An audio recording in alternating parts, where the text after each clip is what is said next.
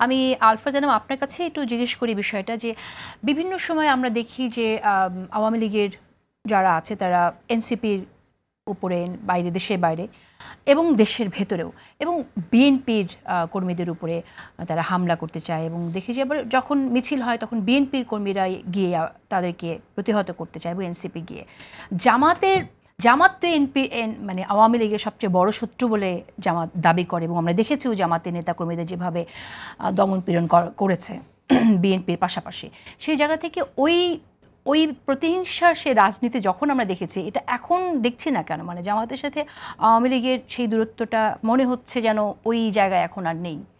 না, প্রথম হচ্ছে এনসিপি কেন টার্গেট, এটা তো খুব স্বাভাবিক। এই গণ আন্দোলনের ফেস কারা ছিল?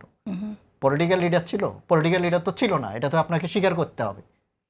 হাসিনার উৎখাতের ফেস তো ছাত্ররা, তো এদের উপর ক্ষোভ তো থাকবে। আপনি কি ৩২ নম্বর ভাঙতে কি বিএনপির নেতারা গেছে, জামাতের নেতারা গেছে?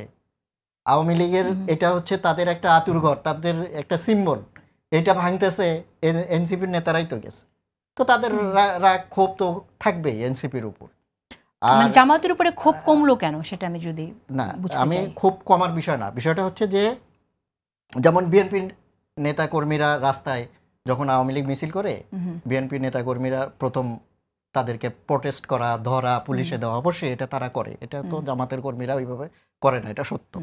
কারণ হচ্ছে এটার পার্টি স্ট্রাকচারটাই এইরকম।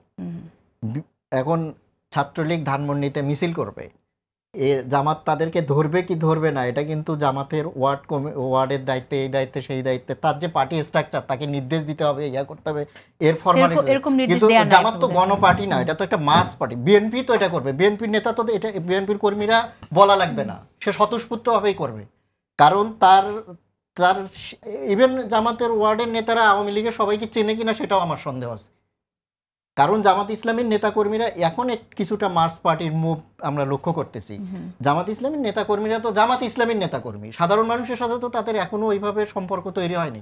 এটা একটা পার্টির ক্যাডার বেস পার্টির প্রবলেম আছে। সে চাইলে একজন কর্মী 15 জন নিয়ে যায় কাউকে অর্গানাইজ। কিন্তু এটাই তো আমার তো মনে হয় ক্যাডার বেস পার্টির তো এটাই একটা জিনিস, সেটা নির্দেশ থাকলে পরে যখন নির্দেশে থাকবে সেটা সেন্ট্রাল নির্দেশ থাকলে সাথে সাথে সেটা ঝাঁপিয়ে পড়ে করার জন্য ওইটা দ্রুততম করতে পারবে না। যেটা ডক্টর জাহিদুর রহমান আপনি এই প্রসঙ্গটাই বলতে চেয়েছিলেন, আমি আসি একটু আপনার কাছে যে আপনার বিশ্লেষণ যদি আপনি। আমরা জামাতের সাথে আওয়ামী লীগের খুব খারাপ সম্পর্ক কেন বলি? জামাত আওয়ামী লীগকে চ্যালেঞ্জ করেছে 14 সালের নির্বাচন পর্যন্ত, এরপর জামাত কিছুই করে নাই। জামাত সাফার করেছে, যা যা করেছে তারা তাদের নেতাদের ফাঁসি হচ্ছিল, তারা তখন খুবই টাফ আন্দোলন করেছেন। ওটা যখন ঘটে গেল, যখন ফাঁসি হয়ে গেল 15 সালে, 1 বছর পর আবার হলো, এরপর ওনারা চুপ হয়ে গেছেন। জামাতের সাথে সরকারের হিসাব নিকাশের একটা খুব ক্লিয়ার উদাহরণ হচ্ছে 28 অক্টোবর 2023 সাল।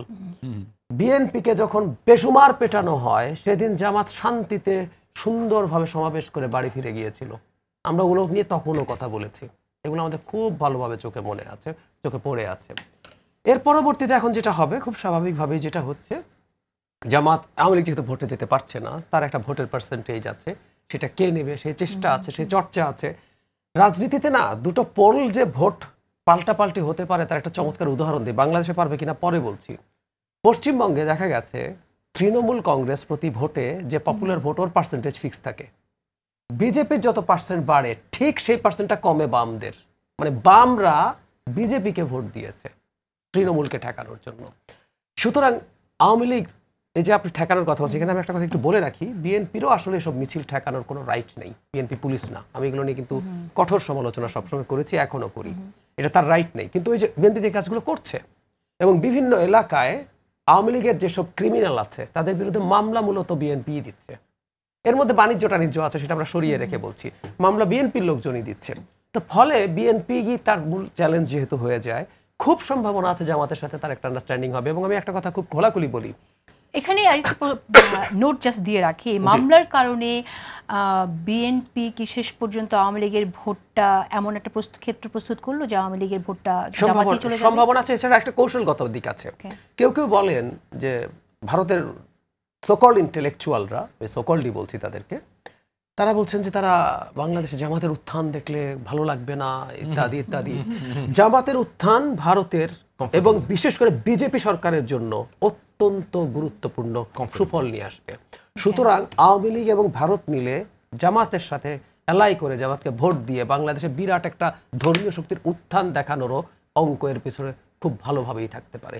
সুতরাং জামাতের সাথে আওয়ামী লীগের অন্তত স্ট্র্যাটেজিক একটা সম্পর্ক হওয়া খুবই সম্ভব।